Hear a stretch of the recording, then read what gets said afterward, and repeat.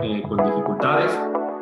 Un gusto saludarles nuevamente en esta jornada de jueves de webinar. Hoy tenemos como título Rolando. ¿Qué tal? ¿Cómo estás? Rolando, desde Cancún. Hoy tenemos un tema bastante interesante que es el spam emocional.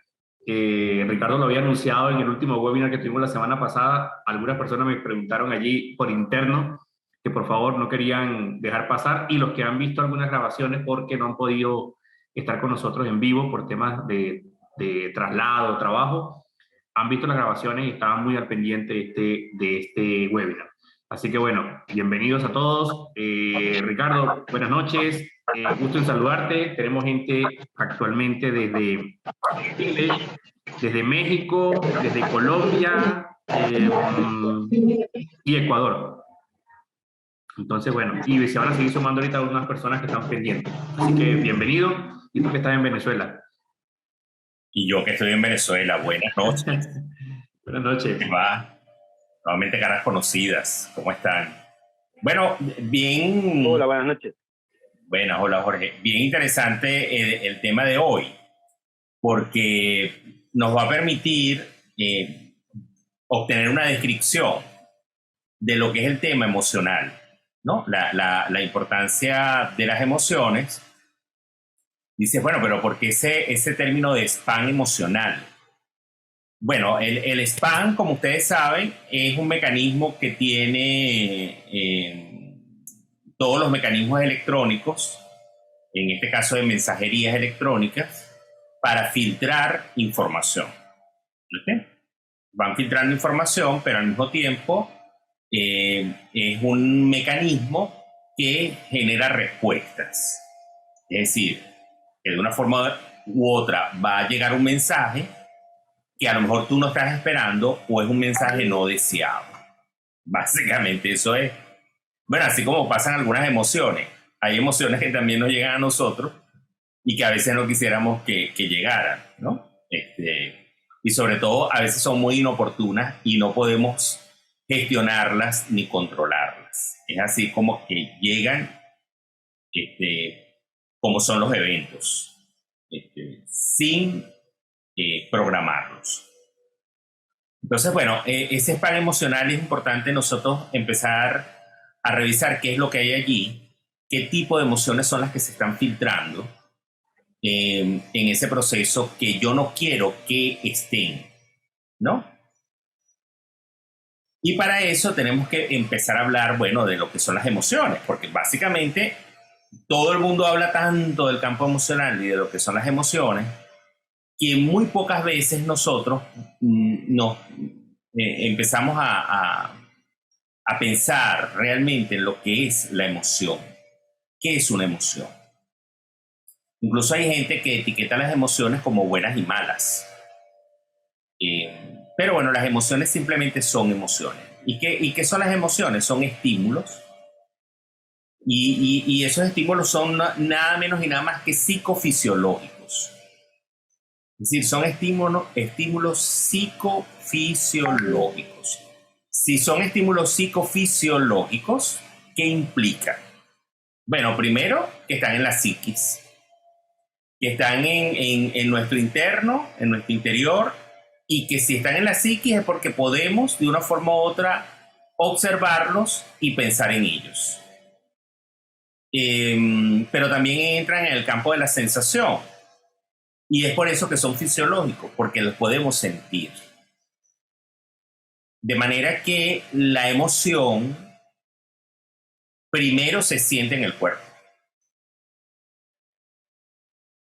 antes que en la mente, antes que en la razón, antes que en la psiquis, primero se siente en el cuerpo. De manera que la emoción es profundamente fisiológica, o 1000% fisiológica. Lo primero que nosotros hacemos es sentirla en el cuerpo. Ella se registra primero en el cuerpo. En el coaching, cuando una persona entra en una conversación con el coach y dice, es que yo siento algo, hay algo que me perturba, hay algo que me ocupa, hay algo que me preocupa, pero no sé qué es, no lo puedo describir. al no poderlo describir, ¿en qué está? En el campo de la sensación. Es decir, está en el cuerpo. Entonces nuestra pregunta siempre allí va a ser, ¿dónde sientes? ¿Cómo lo sientes? ¿Cuándo lo sientes? Y si tendrías que darle al menos 3 palabras a eso que sientes, ¿qué es? ¿Cómo sería? Entonces allí la persona se puede hacer de una forma u otra consciente de qué es. Porque nosotros somos los únicos animales que podemos describir lo que sentimos. Esa es una de nuestras ventajas, que podemos describir lo que registramos en nuestro cuerpo. Pero bueno, fíjense ustedes que ya les hablé de una definición de lo que es la emoción, que es psicofisiológica, pero también hay una definición bien importante de la física cuántica, que yo quiero que ustedes anoten esa allí, porque es brutal. Y resulta que la emoción son paquetes de energía, paquetes energéticos. Y eso todavía es más brutal porque la física cuántica ha demostrado que se puede medir la frecuencia de las emociones. Y si se puede medir la frecuencia de las emociones es porque es energía. Si se puede visualizar en una pantalla cómo está el movimiento, ahí hay energía. Genera sensaciones térmicas, movimiento, energía. De manera que fíjense que aquella primera definición de ver la emoción como algo psicofisiológico, ahora lo podemos observar como un fenómeno físico. De manera que la emoción puede movilizar o puede estancar o puede bloquear.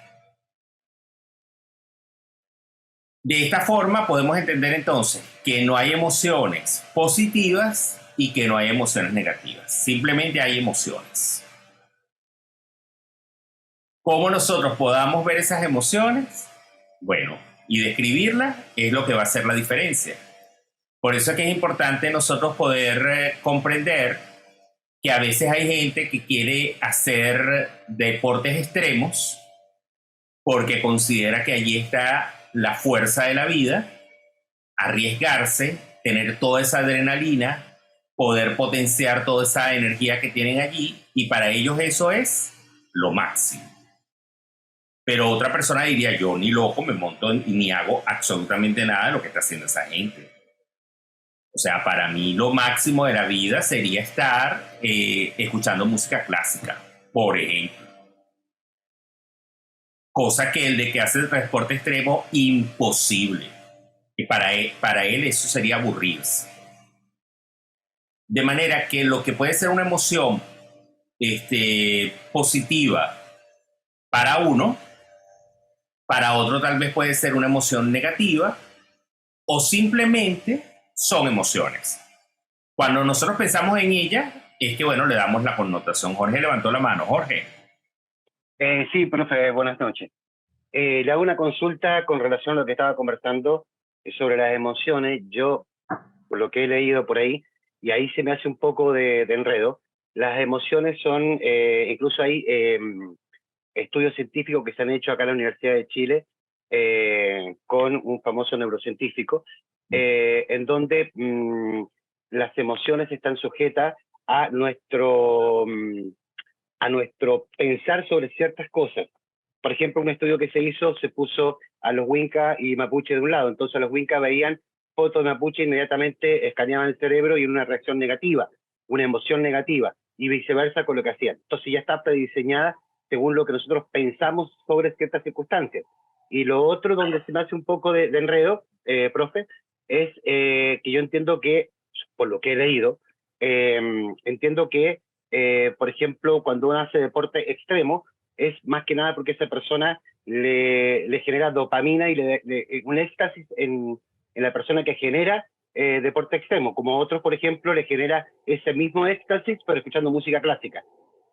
Claro, claro, sí. Por eso te digo esto que porque además viene de un proceso de aprendizaje también de vida.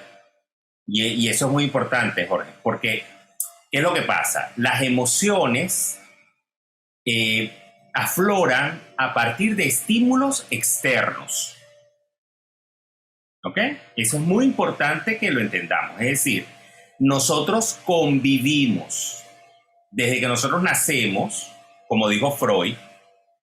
Freud nos dijo, bueno, la primera emoción que nosotros sentimos al nacer es la separación. Cuando nos cortan el cordón umbilical. Cuando nos cortan el cordón umbilical es la primera gran separación. Es decir, es ese momento donde, bueno, imagínense ustedes, un espanto. Nosotros teníamos un mundo y de repente nos cortan el mundo. Ya no dependemos de allí. Esa es la primera emoción, ¿no? De ahí viene el llanto. Y después, bueno, viene una suerte de serenidad nuevamente, pero todos son estímulos externos. Luego viene todo el proceso de sensación térmica, que es esto que está pasando, y nuevamente, imagínense ustedes el estrés que se produce en todo ese proceso, ¿no? De comprender que debemos adaptarnos y llevar ese proceso. Bueno, eso es en los partos, entre comillas, normales. Ahora imagínate tú, cuando estamos hablando de una niña o un niño prematuro, pues entonces allí se da otra connotación más, donde es fundamental el vínculo, la afectividad. ¿Y la afectividad dónde va a venir? De afuera. La generación de vínculos van a venir de afuera siempre. Es decir, sentir el contacto con el otro y que el otro te diga que eres importante. Y que recuerden lo que habíamos hablado de los miedos antropológicos. Cuando decimos que perteneces, es decir, tú perteneces a algo, es fundamental. Y eso lo ha comprendido la neurociencia, tanto que, bueno, que ustedes ya saben lo que ocurre ahora en estas salas, con no tan solo son frías espacios, sino que además ahora los padres pueden ingresar, etcétera, estimular a los niños o a las niñas que están ahí. Es decir, que el campo emocional va configurándose desde el mismo momento en que nacemos. ¿A partir de qué? De estímulos externos. Ahora, las emociones son, que hay una gran disyuntiva. La emoción se aprende o se nace con ella. Entonces, ¿dónde está esa memoria emocional? Que es muy importante manejarla, ¿no? Entonces, bueno, se dice que nosotros ya venimos con una carga emocional, incluso genética. En nuestra misma genética viene una carga emocional. Viene información, vienen paquetes de información en ese proceso, pero además durante todo el proceso de gestación también aprendemos a reaccionar ante esos estímulos. Es decir, empezamos nosotros ya a sentir miedo, empezamos a sentir alegría, empezamos a sentir toda una cantidad de información que también se empieza. Entonces, bueno, obviamente, cuando Jorge nos está hablando de todo esto, es que hay una cantidad de estudios y grupos especializados en cada uno de estos aspectos. ¿Ok? Desde la carga genética emocional hasta la respuesta que podemos tener antropológicamente. Fíjate que él hacía la comparación de grupos étnicos. Cómo puede reaccionarse en este proceso. Fíjense ustedes, nosotros tenemos que hablar de cuál es el proceso emocional, porque cuando estos científicos llegan a estas conclusiones de poder decir, bueno, esto es así, es porque ya viene un proceso de estudio, no tan solo en una comunidad específica, sino que se hacen estudios a nivel mundial, en varios grupos étnicos, en varios tipos de sociedades, en grupos etarios. Y hay investigaciones que llevan 10, 20, 30, hasta 40 años a nivel de observación y ir recogiendo información desde el punto de vista del método científico que se aplique para poder llegar a una conclusión de esta naturaleza, de este impacto. Entonces, la emoción, siempre hay un estímulo externo. Y dices, bueno, Ricardo, ok, Pero ¿qué pasa con la gente que está sola en su casa, no tiene ningún estímulo y de repente pan de genera la misma emoción? Bueno, porque ya eso es un proceso que se llama psicogénico, que está dentro, porque ya se aprendió, pero el origen de esa emoción vino afuera, está afuera. El evento surgió afuera. Que lo evoques en un momento donde supuestamente no está ningún tipo de estímulo de esa naturaleza y vuelvas a sentir o tener las mismas sensaciones fisiológicas que te produjo la primera vez, es porque hay un proceso ya psíquico interno que hace que ese proceso vuelva a repetir, y eso se trata, para eso está la terapia, para tratarlo, ¿no?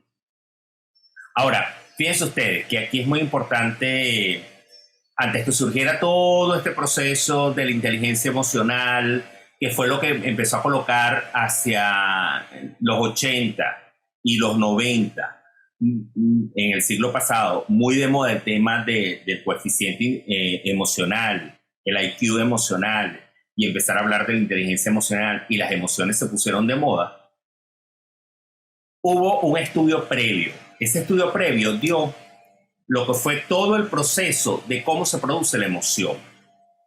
Y yo quiero que ustedes lo vayan anotando allí para que ustedes vean cuál es ese proceso de descubrimiento de la emoción.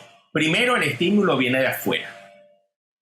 Al estar afuera el estímulo, pueden buscar a Lazarus, con Z, Lazarus, y U-U-S, Lazarus, que fue el que empezó a desarrollar todos estos estudios previo al grupo de Daniel Goleman y toda esta gente, todos estos norteamericanos. Lazarus nos dice, bueno, la emoción surge afuera, hay un estímulo externo. Ese estímulo externo se siente ¿dónde? Se registra primerito en el cuerpo. ¿Ok? Se siente en el cuerpo. Luego que se siente en el cuerpo y se empieza a generar todo el tema bioquímico nuestro, fisiológico, inmediatamente se hace una valoración. Es decir, sube aquí, sube al prefrontal, se hace una valoración. ¿Y qué es lo primero que se busca? La experiencia. Fíjense que ni siquiera el significado, la experiencia. La experiencia es si yo he estado antes ante una situación igual o no. Se da la valoración, ¿no? Porque entonces, si no he estado ante una situación igual, ¿qué hago? Lo primero que recurro es a información primitiva. Es decir, saber si corro, es decir, huyo, o si ataco, o si me defiendo. Eso es lo más primitivo que puede haber. ¿Ok? Porque ahí está el proceso de valoración. Luego que esté ese proceso de valoración para saber cómo voy a reaccionar, entonces ya empieza un proceso cognitivo. Es decir, ya empiezo a pensar en eso. Y ya pasé por la valoración, por la experiencia, si lo viví o no lo viví antes. ¿Ok? Ahora voy por el proceso cognitivo. Voy a pensar, voy a razonar qué es lo que voy a hacer, voy a generar un plan, voy a coordinar una estrategia para saber cómo me voy a comportar, qué voy a hacer al respecto. Y entonces allí ya se genera un pensamiento. Del pensamiento pasamos a un punto importantísimo, que si logramos resolver o no el episodio, pasamos a una cosa que se llama estado de ánimo. Y el estado de ánimo, si no logramos gestionarlo, puede permanecer. Y al permanecer es allí donde se tiene que empezar a hacer la gestión emocional. ¿Cómo es esto, Ricardo? Bueno, que suponte tú. Esta mañana tú bajaste, si vives en un edificio, te conseguiste tu carro y vas a encender el vehículo y resulta que no enciende. No enciende el vehículo. ¿Qué será esto? ¿Qué es lo primero? Cuerpo. Puede ser. Empiezo a sudar. Fastidio. Pero entonces ya empieza ahí la valoración. Esto ya me pasó. ¿Será esto? Déjame ver. ¿Qué es lo primero que hace? Entonces abres el capó. Así no sepas nada de mecánica. Tú vas a ver qué hay allí. Entonces abres, pan, es automático. Vas allá y empiezas a ver y empiezan más emociones, ¿no? Porque si, no, es que el cable de la batería. Mira, sí. El borne. Prendió. Era el borne. Y entonces tranquilo y tal y qué sé yo, y ya gestionaste la emoción, no hubo un estado de ánimo, incluso sientes como una suerte de que caramba, pude resolverlo, ya entra otra emoción allí, ya te sientes también como más empoderado en todo este proceso, y listo, pasó. Ahora supongamos que no pudiste resolverlo y que empezaste a llamar al mecánico o empezaste a llamar a otra persona, pero además ya se está haciendo tarde para la cita que tenías. Toda una cantidad de situaciones que hace que entres en un conflicto y que o tienes que resolverlo del tema del vehículo, pero también tienes que llamar para la reunión, pero esa reunión no la puedes perder, entonces tienes que buscar un taxi o alguien que te lleve a esa reunión, pero también el vehículo porque después de eso tienes que hacer otra diligencia. Es decir, todo el día va a estar condicionado a un estado de ánimo que se produjo en ese instante.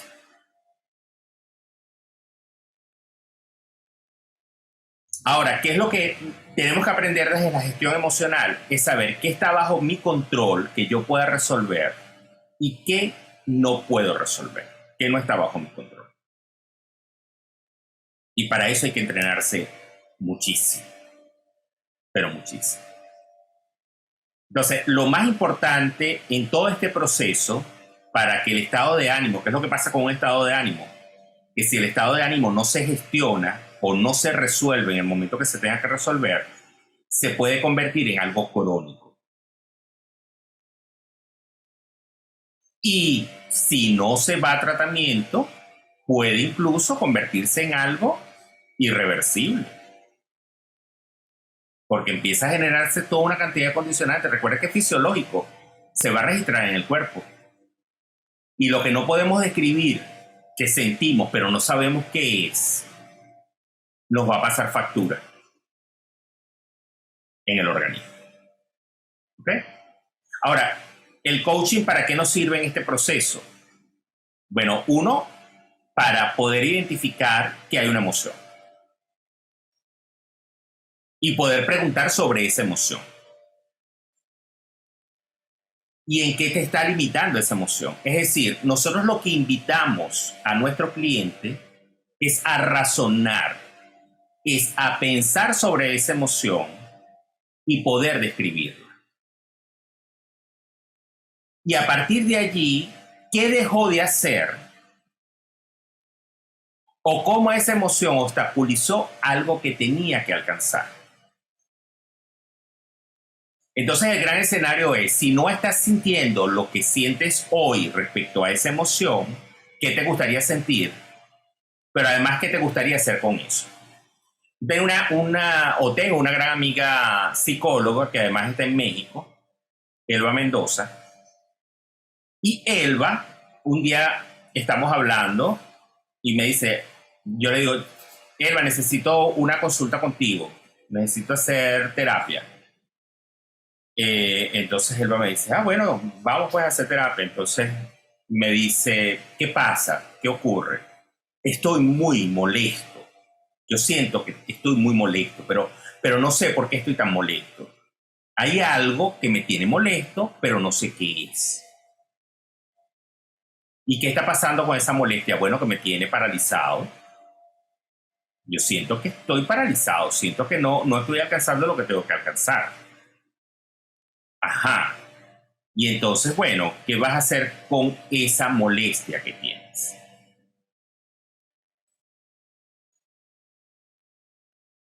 Entonces, aquí en Venezuela le decimos arrechera.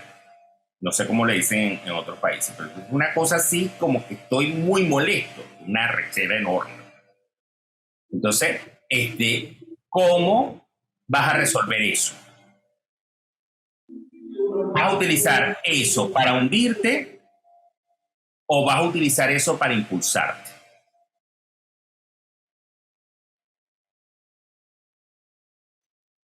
Entonces, bueno, la decisión fue impulsarme,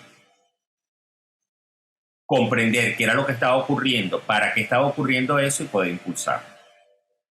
Porque además la gran ventaja es que Elba también es coach.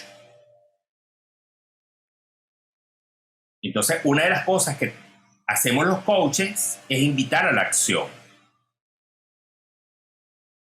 y poner el pensamiento al futuro. Si la gente no puede ver el futuro, colegas, no se puede ver en el futuro, no es tema de coaching, hay que remitirlo. Hay que remitirlo. Porque nosotros también trabajamos con las posibilidades que están a futuro. Ahora, ahí hay que tener mucha claridad en que hay gente que no se ve a futuro, ¿verdad? Pero hay que saber si no se ve a futuro por una condición psicoemocional o por un trastorno mental, por alguna creencia, por algo que esté allí dando vueltas, o simplemente es por un tema cultural también, así como nos decía Jorge. Porque yo, por ejemplo, le estaba haciendo coaching a un empresario muy importante de aquí de mi país y siempre trataba de ponerlo en esas metas futuras y yo veía que él no llegaba al futuro. Su planificación era corto, pero y un poquito a mediano plazo, pero más corto plazo. Entonces yo decía, caramba, aquí puede haber una condición.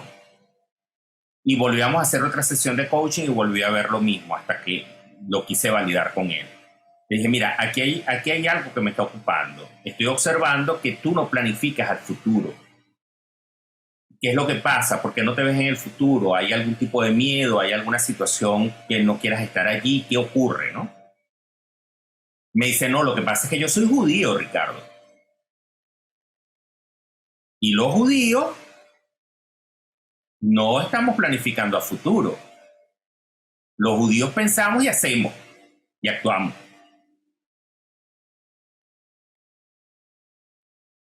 ¿Por qué? Bueno, porque ellos no saben si el Mesías va a llegar mañana o esta noche. Ellos no saben si el mundo se va a acabar hoy. ¿Ustedes me están entendiendo? Nosotros no, nosotros tenemos todo el tiempo el mundo. Nosotros decimos, ojalá venga Cristo, pero por dentro no queremos que venga. O sea, porque no queremos que se acabe la cosa. Pero los judíos no, los judíos están esperando que ya esto se acabe. Ellos no tienen como mucho tiempo. Bueno, y por eso es que son dueños de parte del mundo. Porque todos lo ejecutan ya. Se les ocurrió y lo hacen. Entonces es muy importante que también valoremos eso cuando estemos haciendo sesiones de coaching. A veces la gente no está en el futuro, pero por un tema de cultural. Entonces aquí, cuando tenemos todo esto, lo que nos decía Lazo, cuando tenemos toda esta serie de entender que la emoción está afuera, luego se siente en el cuerpo, se registra en el cuerpo, luego hacemos una valoración para buscar la experiencia, para saber si ya vivimos eso en algún momento y cómo voy a actuar y qué es lo que voy a hacer. Luego pienso en esto para poder desarrollar una idea al respecto. Y luego de ese pensamiento paso al proceso de lo que es el estado de ánimo. Y el estado de ánimo me va a llevar ¿a qué? Al final, muchachos, al comportamiento. Entonces anoten esa ahí porque esa es clave. La gente se comporta como siente. Punto. Detrás de un comportamiento está una emoción. Entonces ahí podemos nosotros entender que si detrás de un comportamiento hay una emoción, me dices, Ricardo, ¿y el sentimiento qué es? Bueno, el sentimiento es la descripción de la emoción. que me lleva al pensamiento y ese estado de ánimo. Entonces vamos a hablar de algo que Paul Ekman llama las 6 grandes. Hay más, ya van por 17 grandes, emociones grandes. Pero las 6 emociones básicas o las 6 emociones grandes de Paul Ekman, busquen a Paul Ekman, con K, Ekman. Ekman es el que ha venido desarrollando todo lo de las microfracciones y saber cómo la gente dice más con el rostro de lo que piensa. Ekman habla de las 6 grandes. Bueno, de esas emociones grandes, 6 grandes son tristeza, alegría, ira, sorpresa, asco, ira, alegría, tristeza, asco, sorpresa. Me falta una de las 6 grandes. Robert, ¿no recuerdas cuál es la otra? O Claudeni. Me falta una de las 6 grandes de Ekman. Rabia, sería la ira, ¿no? La ira. Sería la ira. Ahí tenemos la ira. Entonces fíjense ustedes. Mira, estas son las 6 grandes. Ira, alegría, tristeza, sorpresa, asco. Desagrado vendría siendo el asco. Asco, correcto. ¿Viste? Vamos a ver aquí. Las 6 grandes de... Entonces, a partir de estas emociones, Ekman, ¿qué nos dice? Ok, esas son las etiquetas o la descripción que le podemos dar a la emoción. Ahora, fíjense ustedes que la descripción de la alegría es el amor. De manera que el amor no es una emoción.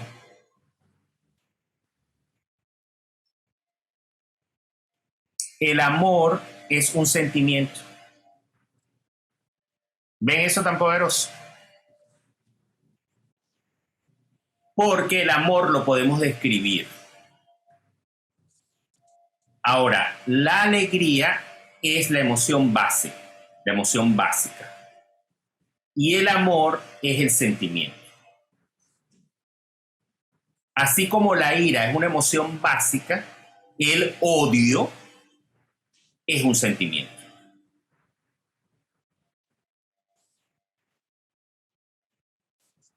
Entonces, en función de esa conjugación que vamos haciendo allí, o conjugación que vamos haciendo de todo este proceso, vamos conjugando lo que es el tema de la emoción con el sentimiento. Entonces, ustedes van a buscarse un personaje.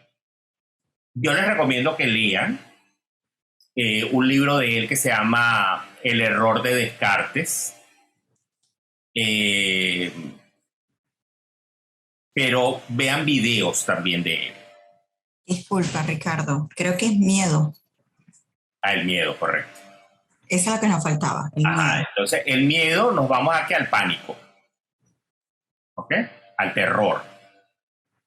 Entonces, que ya viene siendo un sentimiento de pánico, de terror, etc. No es emoción.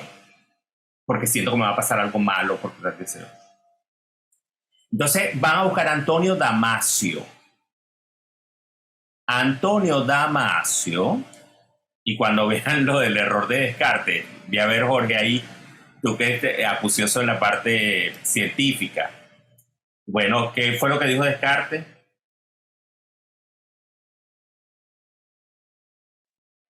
Primero pienso, luego existo. Pienso y luego existo. Y entonces Damasio dice el error de Descartes. No. Primero siento y después existo. Primero siento, después pienso y después existo. Entonces es muy poderoso buscar a Antonio Damasio porque él es el que habla de la teoría de los sentimientos. Él tiene la teoría de los sentimientos. Entonces busquen un neurobiólogo portugués que es extraordinario. Entonces Damasio nos hace es observar la emoción aparte del sentimiento, pero entender además su vinculación. Porque el sentimiento es lo que nos va a permitir a nosotros describir nuestro estado de ánimo. Y eso es fundamental, describir el estado de ánimo.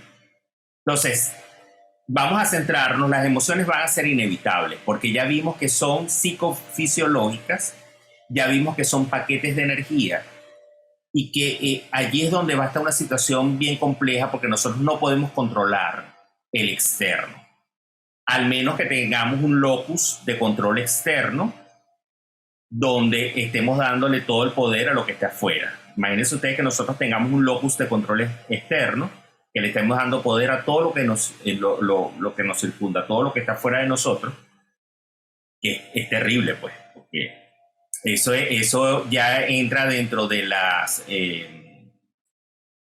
son trastornos, pero ciertamente nos lleva a una falacia, ¿no? La falacia de la promesa divina, por ejemplo, pensar que todo está allí en manos de Dios y que Dios va a hacer absolutamente todo lo que esté en sus manos y que nuestra vida depende de Dios. Eso indiscutiblemente viene convirtiéndose a veces incluso hasta en trastornos. No voy a dar la medicina a la gente porque Dios la va a curar.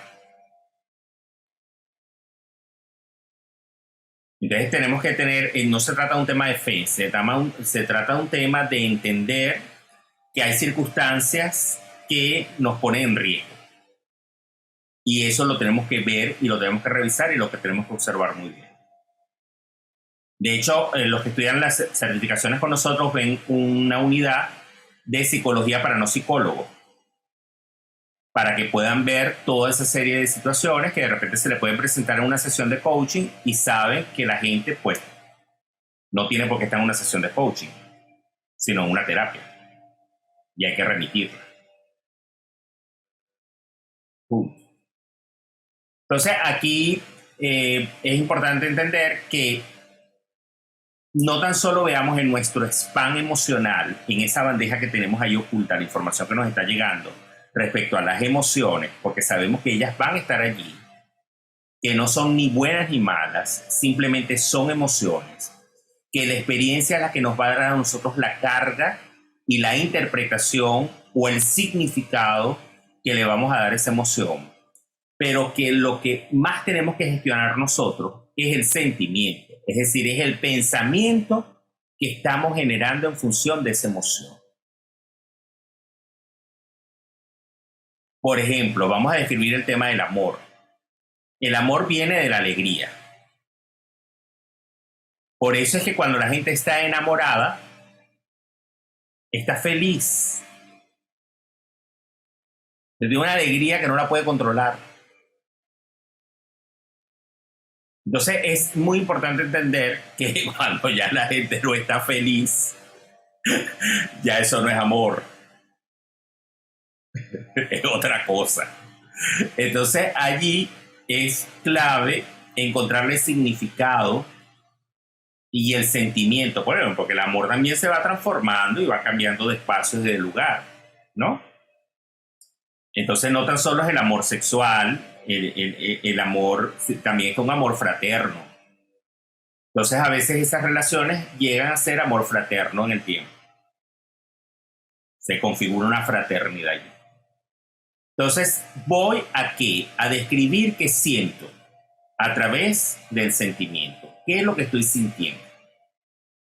Vamos a hacer coaching, vamos a preguntar qué siente la gente, cuándo lo siente, cómo lo siente, para qué lo siente y si es capaz de manejarlo.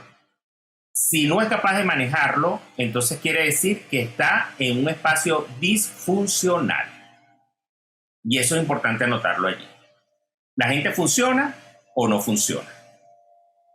La gente disfuncional es la que no puede funcionar. No está en la normalidad. Se le escapa de las manos. Cuando la gente está disfuncional y siente que no lo puede manejar, no es territorio del coaching. Hay que remitirlo.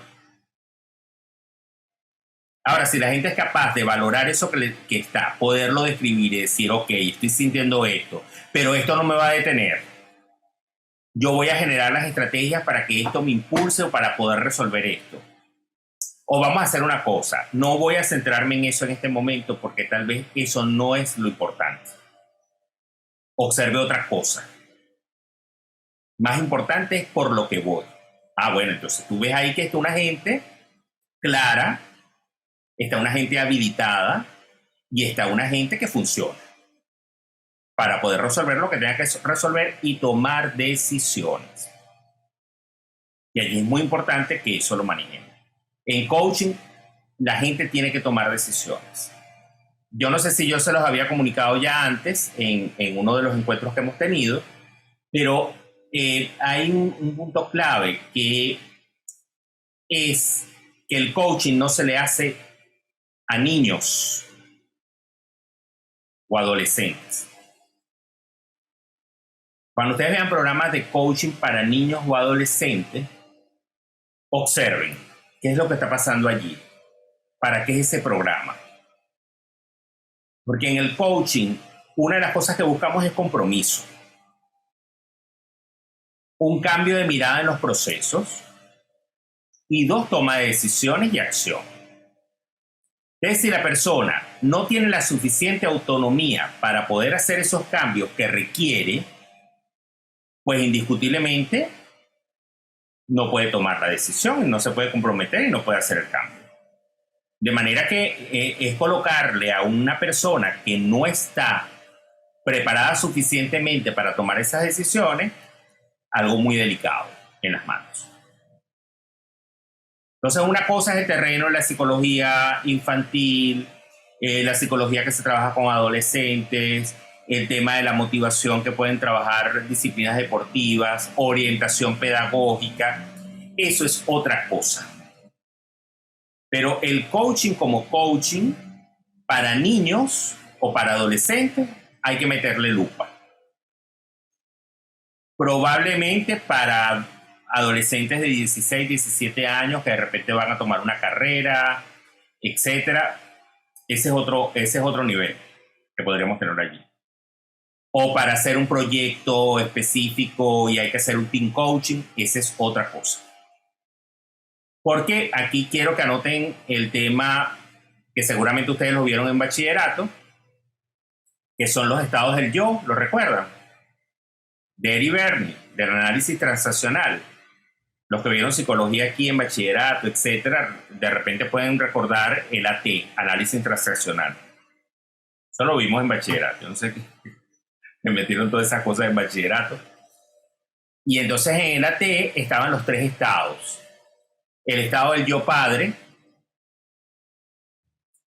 el estado del yo niño y el estado del yo adulto. Entonces, el yo padre siempre va a estar desde una perspectiva de juicios, prejuicios o queriendo tener la razón de los procesos. Bueno, ¿cómo actúa un padre? Todopoderoso. Pues un padre es superior al niño y tiene como una visión 360 de los procesos y siempre le va a decir al niño, cuidado que te puedes caer, no te subas ahí que te puedes caer. Y viene el niño y se cae. Ah, bueno, yo te lo dije que te ibas a caer. Entonces, el yo padre está allí, observador, observante de todo este proceso, tiene las respuestas, cree tener todas las respuestas y cree que puede tener un control sobre ese entorno absoluto. Ahora imagínense ustedes que una persona tome la decisión desde el yo padre. No da posibilidad a nada más, es absoluto. Y en esta casa mando yo. Y en la vida de mis hijos mando yo. Y hay quien ose pasar por encima de lo que yo pienso, porque yo tengo la razón. Ese es el yo padre. Ahora, el yo niño vive desde la pataleta, desde la rabieta. El yo niño vive desde el capricho, O, bueno, desde el juego, jugar, lo lúdico, lo divertido, ay, esto me aburre, no quiero, si quiero, la indecisión. Ese es el yo niño. Imagínense ustedes tomando decisiones desde allí, desde el capricho. Desde el yo quiero esta chupeta, ay no, ahora no quiero chupeta, ahora quiero un dulce. Y ya no quiero el dulce, ahora quiero un chicle. Ah, no, ya no quiero el chicle. Le vi el juguete a aquel niño, yo quiero un juguete como ese. Ahora dame ese juguete. Y si no me das el juguete, me voy a poner a llorar. Y me voy a poner a llorar y me pongo a llorar. ¿Mm? ¿Les parece conocido esto? No, ya no me gusta este novio, me gusta aquel. Ahora quiero el otro novio. Y después que quiero el otro novio, quiero a tu esposo.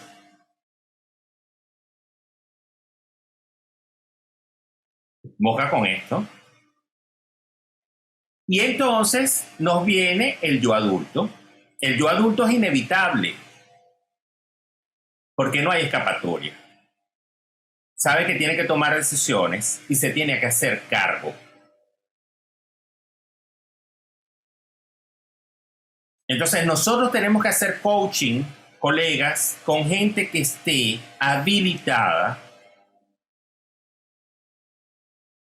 funcionando y que esté desde el yo adulto para poderse comprometer y poder actuar.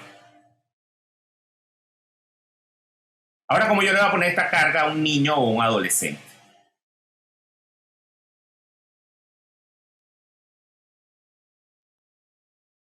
Entonces es muy importante que eso lo observemos en el proceso de hacer coaching y ver también cómo está la neuroplasticidad, es decir, cuál es el proceso evolutivo de esa persona a nivel de su edad para saber cómo está ese cerebro también respondiendo. ¿Vale? Eso es clave, el proceso de madurez. Por eso es que el coaching se hace con adultos que estén no clínicos. Muy importante que eso lo manejemos. Si nosotros empezamos a hacer, vamos a hacer el próximo, vamos a hacerlo así, pues, el próximo webinar. Vamos a hacer el de psicología para no psicólogos. Para que ustedes vean una cosa, que yo tengo muchos amigos psiquiatras y psicólogos. Y entonces tengo una amiga, María, una socia, además, con nosotros tenemos una clínica. María dice que hay gente que tú sabes cuando una persona tiene trastornos porque huele a loco. Entonces, para saber cuándo huele a loco, una gente que está en una sesión de coaching, mira cómo se ríe Robert y Claudia. Sí, hay gente que huele a loco. Entonces, inmediatamente, ahí hay una metáfora, cuando ustedes, vamos a ver el webinar que viene, en esa metáfora van a ver qué es lo que les estoy diciendo allí. Entonces, volvemos. Tenemos todo lo que es el proceso fisiológico de la emoción que se registra en el cuerpo. Ya sabemos que está en el cuerpo. Y no podemos, un gran neurocientífico venezolano, el doctor Néstor Torres, busquen ese libro que yo creo que debe estar en Amazon, que se llama La venganza del subconsciente. O tal vez lo puedan tener en PDF, probablemente esté abierto ya en la red. La venganza del inconsciente, del subconsciente, perdón. Esa venganza del subconsciente del doctor Néstor Torres es clave. Yo tuve un entrenamiento con él y él dice que el subconsciente se venga. Busca vengarse. Si tú no has resuelto las cosas. Entonces él dice, la mejor forma de nosotros poder gestionar al subconsciente o saber que el subconsciente está allí, que está vivo, que tiene vida, es que cuando pasa la emoción y tú la registras en el cuerpo, pan en el estómago, como un frito en el estómago. No, se me cortó la respiración, la siento aquí en la garganta. Ay, se me movieron las tripas. Ay, se me aceleró el corazón. Ay, me empezó a vibrar aquí como la tiroides, me va a salir la tiroides. Entonces, Ve que es fisiológico, inmediatamente fisiológico. O agarré una de esas que quiero es como que matarlo y que no hayas existido en la vida. Pero como yo no soy un asesino, Dios se va a encargar de ti, porque arriba hay un Dios que para abajo ve. Sí, bueno, esa es otra visión de Dios que tenemos nosotros, la que nos conviene, ¿no? En un momento dado. Y eso es importante, porque Dios es Padre. Como nosotros veamos a Dios, vemos a papá. Moca ahí con eso. Entonces, bueno, entonces me empieza a temblar el ojo. Como que si me va a salir el ojo de la rabia que tengo. Bueno, Néstor Torres, el doctor Néstor Torres nos dice que cuando sintamos eso, lo registremos en el cuerpo, que estemos entrenados para eso, que tenemos que estar entrenados para saber que el subconsciente está vivo y que nos manda información. Digamos, ay coño. Cuando sientas el frito en el estómago, ay coño. Y respire, saca. Ay coño. Ajá. Te sentí ahí. No te quedes ahí. Yo voy a pensar en esto. Voy a pensarlo. Te prometo que voy a pensarlo. Entonces empiezas a negociar con el subconsciente. Pero inmediatamente cuando sientes la emoción, dices, coño, ay coño. Y lo registres. ¿Para qué? Porque hay una cosa, colegas, que se llaman las emociones atrapadas. Y ya lo dijimos al principio. Paquetes de energía. Paquetes de energía, dice la física cuántica. Por eso es que cuando puedan ir a un acupunturista, de estos que trabajan electroacupuntura, ahí está Francisco que está manejando, que a ti te sale, Francisco, ir a un electroacupunturista. Busquen su electroacupunturista, no la digicupuntura, no, un electroacupunturista. Es decir, que te pone unas agujitas y te pone unas descargas eléctricas allí. Son mínimas, son pulsaciones mínimas. Pero eso es extraordinario, muchachos, porque lo que está haciendo es abrir todos los canales que puedan estar bloqueados con impulsos eléctricos. Todas esas emociones que puedan estar metidas en fibras, músculos, órganos, etcétera, en células, en toda nuestra estructura anatómica y atómica, molecular, celular, sale con electricidad.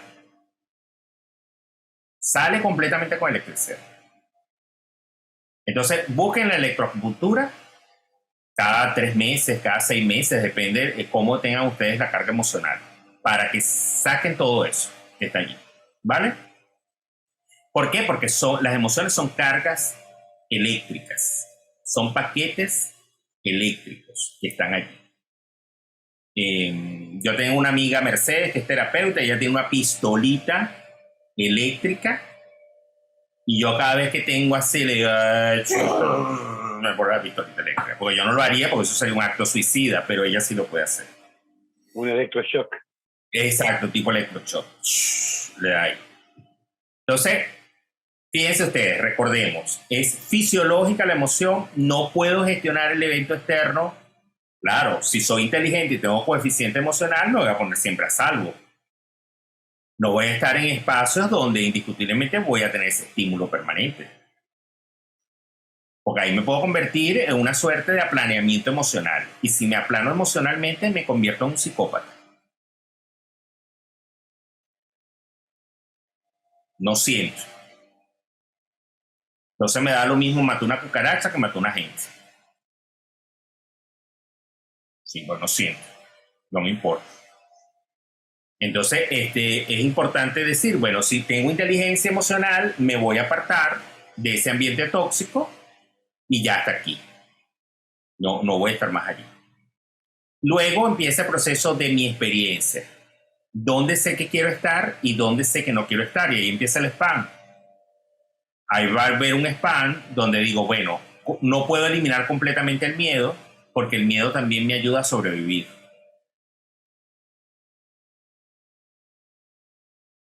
No puedo eliminar completamente la rabia, la ira, porque me matan.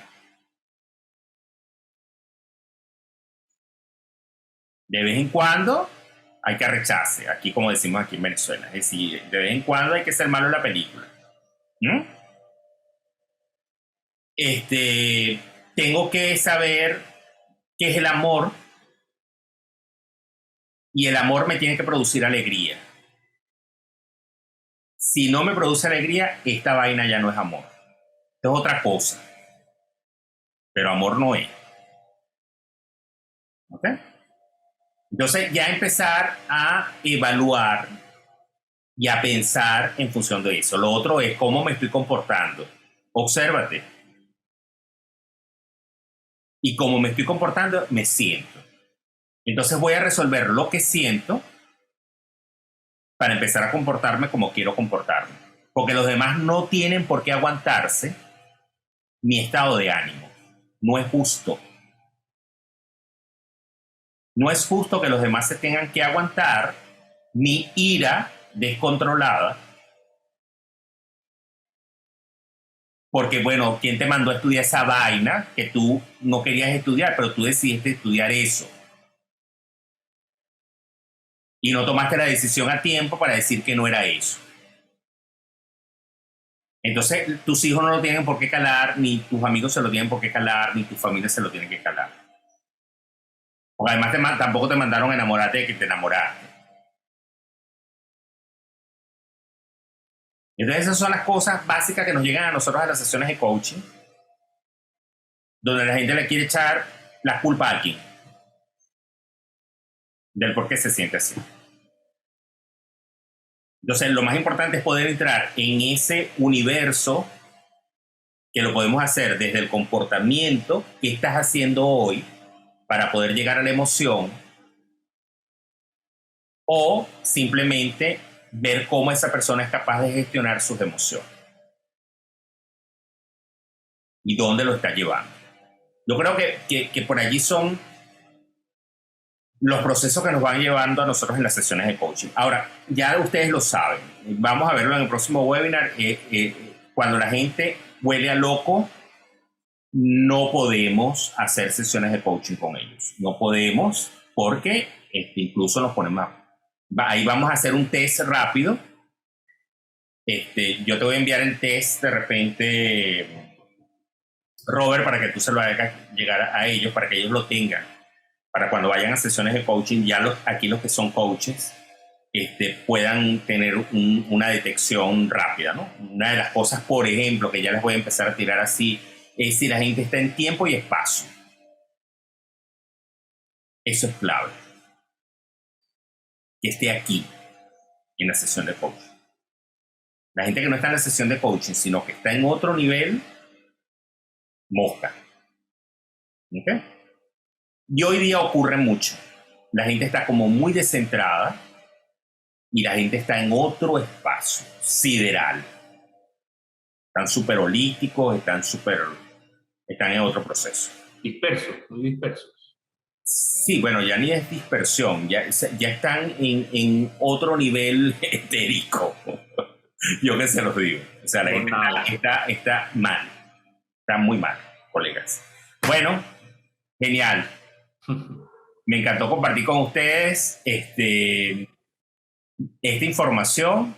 Ya saben, búsquense a Lazarus. De todas maneras, lo voy a enviar a Robert, la figura de todo el proceso emocional, para que ustedes lo tengan y lo puedan meditar allí. Busquen a Ekman con las emociones básicas, para que puedan saber que esas emociones están allí. Recuerden que es un estudio científico. Esto ocurre, que puede estar en Asia, como en África, como en Europa, como en América del Sur, en el norte, se dan esas emociones. Ekman, recuerda que también trabaja las microfacciones, y es importante poder trabajar. Por eso es que se detecta cuando la gente está mintiendo. Él es uno de los que ha venido trabajando, por ejemplo, el tema de los micropicores. En las sesiones de coaching, nosotros podemos detectar micropicores. Cuando la gente se está rascando, se va rascando, esos son micropicores. Entonces, allí es importante entender que no nos están diciendo toda la verdad. No nos están diciendo toda la verdad. Sandra. Cuéntanos. Hola. Hola, ¿qué quieres Soy decir? yo, porque yo creo otra Sandra por ahí. No, eres tú. ¿Qué te Ok. inquieta? ¿Qué te inquieta? ¿Qué me inquieta Ajá. en este momento? De esta información. No, ¿qué me inquieta me preguntaste? Ajá. No, no me inquieta nada. O sea, me pareció muy acertada, de mucha información, me sirvió mucho, muy útil y aprendí muchas cosas nuevas. Ok. ¿Vas a aplicar Muchas algo gracias. específicamente en algo? ¿Quieres aplicarlo? De lo que acabamos de, Ajá, de de lo lo que que acabas de hoy. mencionar, sí, de aprender a identificar cuando la persona dice mentiras, pues ya más o menos Robert nos enseñó algo, ¿cierto? De los gestos, de la mirada hacia un lado, hacia arriba, hacia la izquierda, a la derecha. Pero me interesaría profundizar más en ese tema. Claro. Y es a través de las sesiones de coaching. Permanentemente uno está observando cosas allí. Pero los micropicores son clave. Eso no falla. Los micropicores, sobre todo en la punta de la nariz. Sí, sí, escuché algo así cuando se toca Eso no falla. Eso es, tú dices, ojo, tal vez no es que esté mintiendo, sino que tal vez no está diciendo toda la verdad. Hay una información. Claro, Lo de criminalística dicen que el cuerpo habla. claro, por supuesto. Recuerden que estamos hablando del lenguaje no verbal, pero entonces allí es importante entender una cosa que yo creo que ustedes anoten allí, que es la agenda oculta.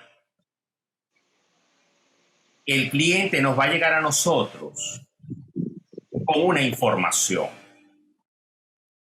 que no necesariamente va a ser el tema que nosotros vamos a tratar en la sesión de coaching. Por eso es que nosotros tenemos que aprender a explorar. Si nosotros le compramos el primer tema al coachee o al cliente, nos estamos perdiendo mucha información. Hay que hacer la tarea hay que hacerla. Hay que explorar, ¿ok? ¿Y qué es lo que pasa? Que entonces a veces tenemos que recurrir a la agenda oculta del cliente. ¿Ve? Esa agenda oculta del cliente está en las manos. Cuando estén haciendo sesiones one-to-one, cara a cara, es importante que observen las manos, dónde están, qué guardan las manos, qué sujetan las manos. Vean cómo están los pies. Es muy importante ver cómo están los pies. Si los pies están debajo de la silla, cuando la gente mete los pies debajo de la silla, lo han visto, ¿verdad? O cruza, incluso llegan a cruzar las piernas debajo de la silla. Sí.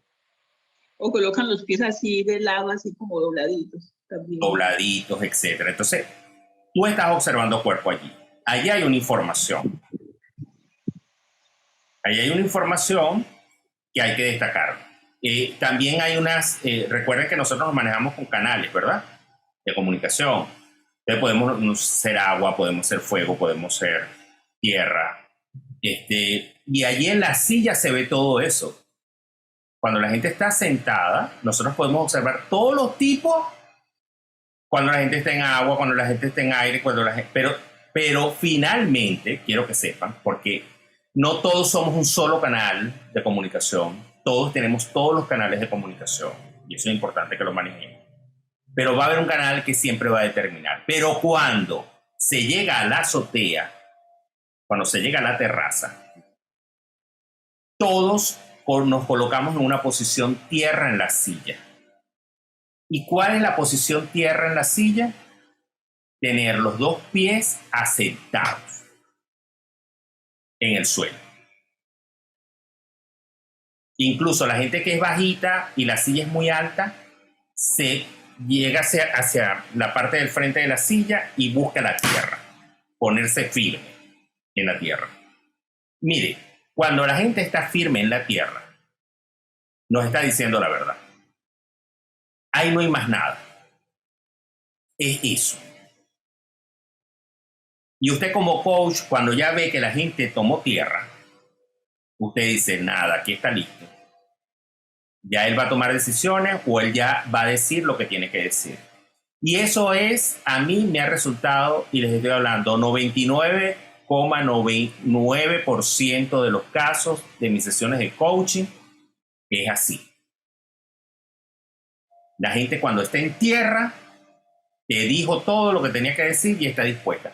Ahora, si termina una sesión de coaching y la gente sigue ocultando información, etcétera, bueno, tal vez, como decía mi maestro Cecilio Regojo, no quiera saber todo. Hay cosas que no vamos a poder saber y eso ya es entrar en la intimidad e invadir la intimidad del cliente. Tú hablas, tú preguntas, tú ves si él quiere dar información, si no le quiere dar información, bueno, hasta ahí. Porque desde el punto de vista ético nosotros no podemos saberlo todo. Hay una información que no se te va a hacer revelada. Pero otro no, otro que quiere ya ahí, bueno, se abre y te dice todo. Y tiene que saber que está en un espacio confidencial. Que ahí no va a pasar nada. George. Sí, lo veo yo a diario en lo que es la venta. Cuando la persona está contigo, te está escuchando, está interesada en el producto, lo tienes ahí así como encima, como expectante. Cuando la persona no le gustó tu producto o le pareció caro, inmediatamente se arroja hacia atrás. Ajá. Cuando se arroja hacia atrás es porque directamente ya puso una barrera entre el vendedor y tú, o entre el producto y tú. O sea, eso lo vemos a diario 20 veces en el día. Y ahí la pregunta del coach de venta, Jorge, es, ¿qué no te gustó? ¿Qué quieres que mejoremos? Busco qué es lo que primero lo interrogo y después busco por dónde meterme o dónde mi producto puede servirle. O sea, para volverlo a interesar. Y se nota cuando la persona vuelve a incorporarse y a escuchar. Si no, queda atrás. Ya distanciado. Ahora, fíjense que es importante ahí, Jorge, qué bueno, ahorita Reina, ya te vamos a dar la palabra. Jorge, ahí importante que estamos como en una clínica de coaching aquí, me gusta esto. Cuando decimos que a nivel de elemento, cuando el cliente está hacia adelante, es porque está en fuego. Y cuando está en elemento fuego, es porque quiere arrancar y hacerlo ya, quiere resolver. Cuando ustedes vean una persona en la silla que está hacia adelante, o está en la mesa y se incorpora y está hacia adelante, está en posición fuego. Va a arrancar y lo va a hacer. Ahora que el fuego siempre tiene una connotación. Que el fuego es como una llama, explota. Y de repente se apagó. Queda el humito, ¿no? Entonces ese proceso de efervescencia del fuego hay que aprovecharlo. Que tome las decisiones allí, que salga adelante y tal, qué sé yo. Y en equipo hay que cerrar la venta, pues, porque fuego inmediatamente después empieza a pensar, ay, pero que sí no, etc. Entonces, pero también en coaching, cuando el cliente hace así, ¡guas!, que se tira hacia atrás, es porque observó algo. Y eso fue lo que hizo el cliente en la venta, ¿viste, Jorge? Observó algo y que inmediatamente cuando usted está aquí atrás, usted está metido en un espacio atemporal dentro de usted, buscando razones e información. Eso es importantísimo en las sesiones de coaching. Cuando el cliente se va hacia atrás y se coloca en el espaldar, vio algo. Entonces allí es el momento de respetar ese silencio y llegar a un momento en decirle qué viste, qué observaste. ¿Me lo puedes contar? Reina, cuéntanos.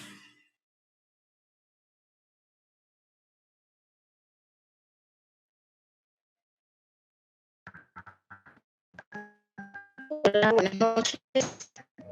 Hola. Me agradó mucho la información manejada por acá, de verdad, de mucho valor. Para mí, actualmente estoy haciendo unas actividades con una empresa específica en donde esta persona me presenta una situación de conflicto fuerte en donde uno del personal vi que se tomaba mucho las manos y estaba como ansioso, una persona muy blanca, se colocó muy rojo, especificando una situación vivida dentro de la organización. Entonces ahí me di cuenta que estaba pasando algo a nivel de vivencia y de hacer una actividad a todos.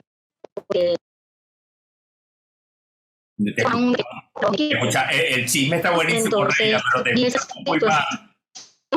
Estos últimos días sí. Está entrecortado tu sonido. Porque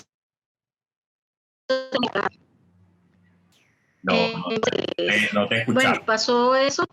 Ajá. Y decidí tomar como saltar por el mango para limar asperezas dentro de la organización, pues. Ajá. Bueno, creo que vamos a validar contigo. Era una persona que había hecho algo dentro de la organización. Tú pudiste observar a través de su lenguaje corporal que había algo que no estaba bien y profundizaste en eso y efectivamente lograste que te contara información que era valiosa para poder seguir en la organización, ¿es correcto?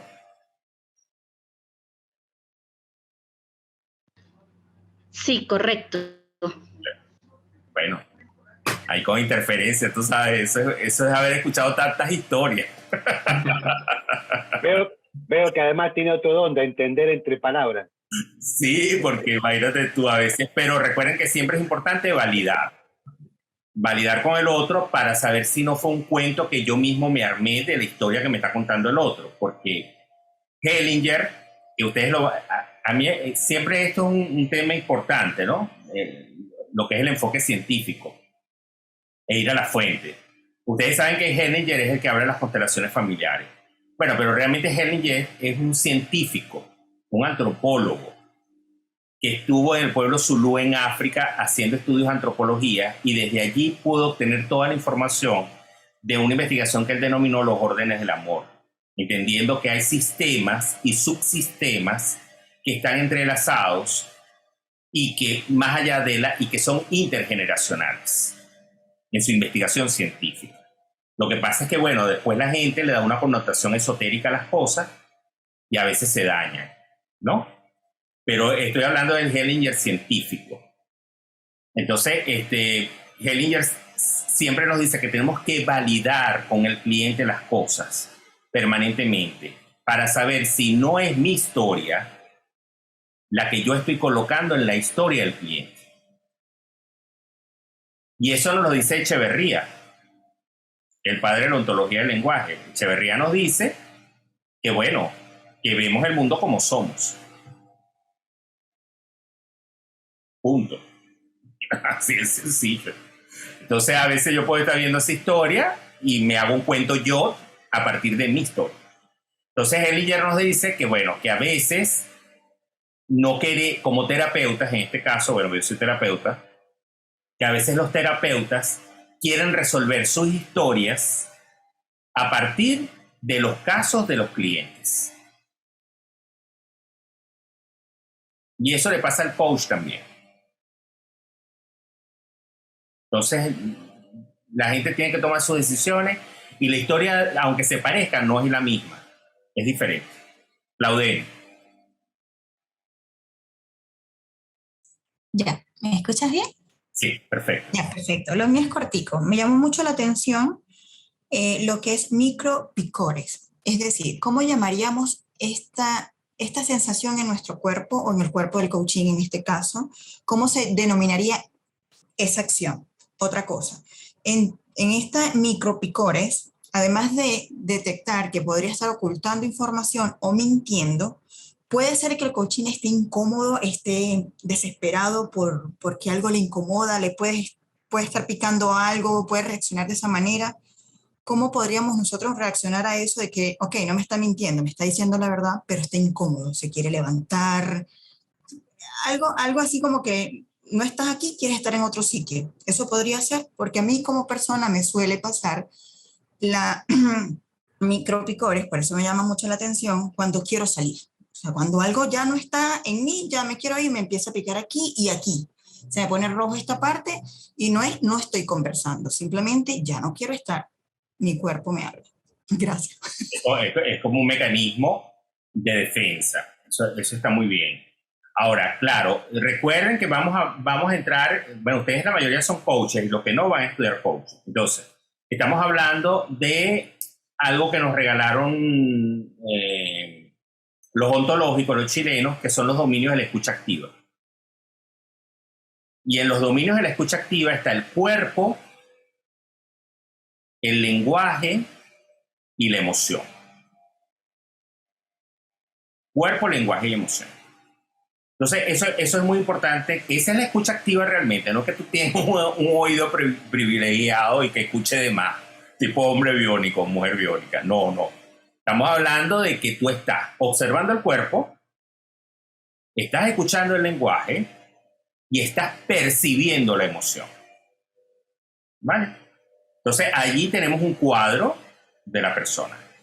Bien sea presencial o bien sea por esta vía online. Porque recuerden que nosotros estamos entrenados, sobre todo los que venimos de la generación del 60 para acá, estamos muy entrenados con la pantallita. Nosotros nos criamos con el televisor. Entonces nosotros sabemos todo lo que va a pasar ahí en la película. Si va a entrar el asesino, no va a entrar, si va a abrir la puerta, no va a entrar. Ya nosotros percibimos qué es lo que va a ocurrir en la próxima escena y el próximo capítulo. Estamos súper entrenados para eso. Entonces es clave entender que sí, que una vez que observemos todo esto, nos está dando información y podemos validar, recuerda, ese término es clave, validar con el cliente cómo se siente. La primera vez que vamos a validar con el cliente cómo se siente es cuando llega la sesión de coaching, a través del rapport. En el rapport, nosotros sabemos qué es lo que está pasando, cómo está, si está muy alterado, si requiere crees que ya debemos empezar la sesión, quieres calmarte un poquito, te doy un vaso de agua, etcétera, ¿no? Por allí es clave. A veces incluso llegamos a una sesión de coaching de equipo y tiraron una bomba atómica antes de nosotros llegar allí, a la empresa. Y nosotros cuando entramos vemos aquel clima enrarecido completamente y decimos, aquí pasó algo. Entonces, bueno, tú le dices a la gente, ¿de qué se quieren reír? Y la gente inevitablemente, con ironía, se va a reír. ¿Ves? Romper el hielo. Exacto. Tienes que buscar una estrategia para que, pero no obviarlo. Es decir, bueno, vamos a empezar. No. Eso hay que gestionarlo. ¿Vale? En la sesión de coaching. De repente, el cliente iba por un tema y resultó que ese fue el tema. ¿Qué fue el evento que ocurrió en ese momento?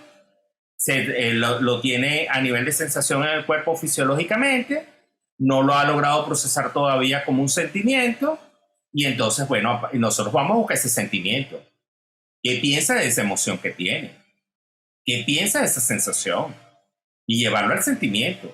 Y después del sentimiento, entonces, bueno, ¿cuál va a ser tu estado de ánimo y qué decisión vas a tomar y cuándo vas a salir de eso? ¿Para cuándo lo vas a dejar?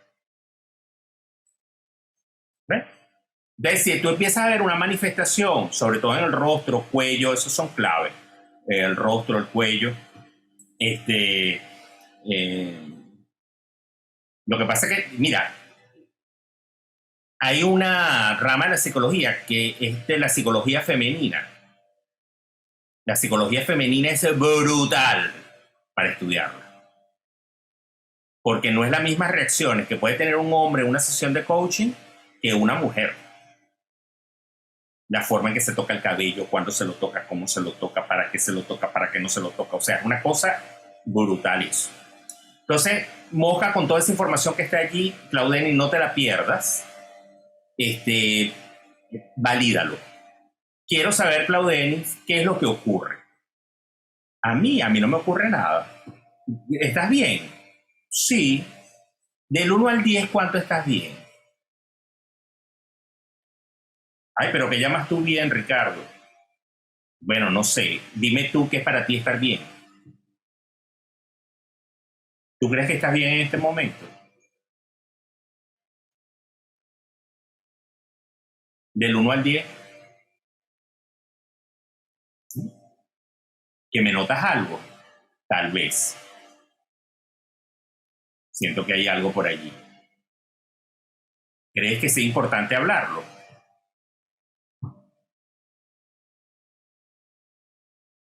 ¿Quieres que empecemos por allí la sesión de coaching? Yo tengo tiempo. Y entonces por allí se va. ¿Ves? Es el tema, porque entonces, ¿qué generamos nosotros? Un espacio de confianza. Y que el otro se sienta seguro. El otro se sienta seguro de que, bueno, sí, es verdad, me pasa algo y está pasando esto y pa. Entonces ahora dame 3 razones por las que tú quieres seguir estando en esa sensación y en esa emoción y en ese sentimiento. ¿Para qué crees que puedes construir desde allí? Nada. Entonces, ¿para qué estás allí? ¿Qué te hace estar allí? Entonces, mosca, la gente a veces nada más se va con ese registro de información. Y dentro de 2 meses se está bañando y dice, ¡coño! Lo que me dijo Ricardo. Ya lo acabo de ver, ya lo vi. Dentro de 2 meses. No, o sea, que no pensemos que las sesiones de coaching se perdieron. No, porque nosotros no damos la resolución en el momento. Recuerden que es una relación continuada y es un proceso continuado. Nosotros podemos creer que algo se perdió y no. En algún momento eso va a hacer clic en el cliente. Bueno, cerramos entonces la rueda. Fantástico. La próxima semana entonces nos vemos con el webinar de Huele a Loco. Oliendo a locos. Que es psicología para no psicólogos, meternos en ese espacio que es bien interesante, porque bueno, estamos trabajando cada día con sociedades que están cada vez más en conflicto. Ya lo vimos la vez pasada con el mundo líquido. Entonces, allí estamos en una distorsión total, una distorsión de emociones y todo eso. Bueno, Ricardo, te dejé ahí en el chat una cosita ahí que lo leas, por favor. Chévere. Ya, gracias. Chévere. Bien. Cuadramos. Anoten ahí, bueno, de todas maneras, le piden a Robert para entonces ver quién quiere hablar. Teníamos por ahí pendiente. Con Jorge teníamos una sesión pendiente con Claudenis. Con Jorge, sí, pero no, el horario todavía no nos coincide. Con Claudenis, con Jorge, con Rolando y había alguien más allí. Los tengo anotados. Bueno, chévere. Sí. ¿Cómo no? Jorge. Y Tatiana también me dejó un mensaje por aquí. Y bueno, nos estamos viendo, pues. Cuídense, feliz noche. Gracias, que pasen feliz noche. Les envío la información por interno. Chao. Bye.